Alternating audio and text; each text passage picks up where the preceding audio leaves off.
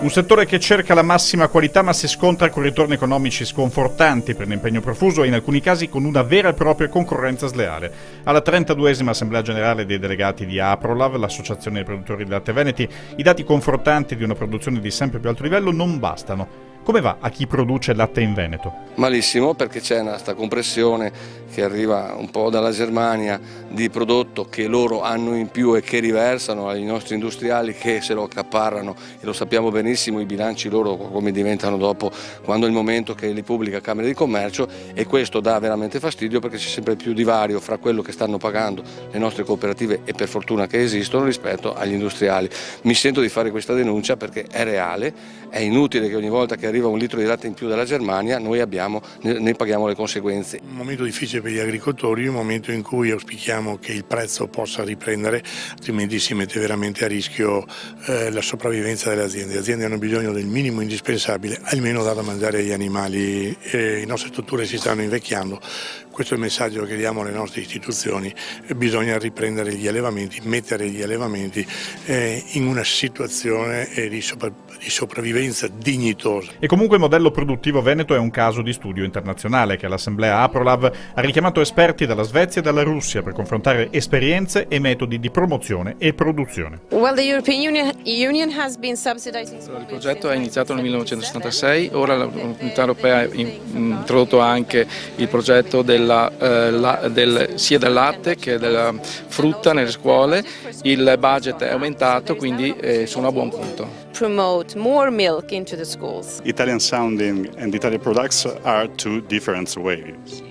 Dice che appunto l'embargo li ha facilitati a produrre delle mozzarelle anche in Russia. Quelle che hanno attualmente non sono di cattiva qualità e comunque stanno migliorando sempre di più. Alla fine, nella fase di confronto con i produttori, ritornano ad emergere i problemi che affliggono la categoria. In primis, un rapporto complicato con le autorità centrali.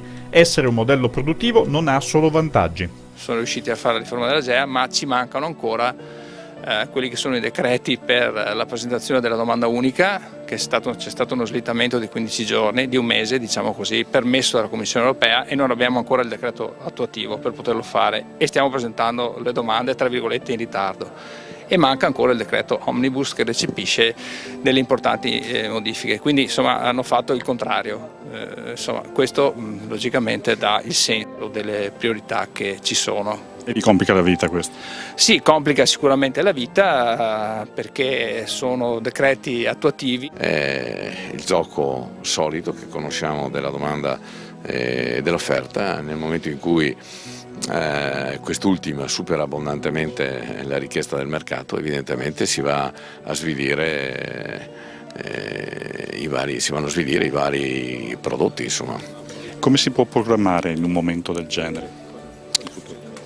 Programmare, io credo che al di là delle programmazioni che ognuna delle nostre aziende deve fare all'interno di un piano commerciale proprio, si debba vivere un po' alla giornata, perché alcune tipologie di prodotto possono dipendere dalle capacità produttive commerciali delle singole aziende, altre dalle commodity ai grandi prodotti DOP non sono modificabili dalle singole aziende, ma da congiunture del mercato che tutti assieme riescono a mettere in piedi. Come uscirne, e quindi chi deve dare una risposta prima di tutto?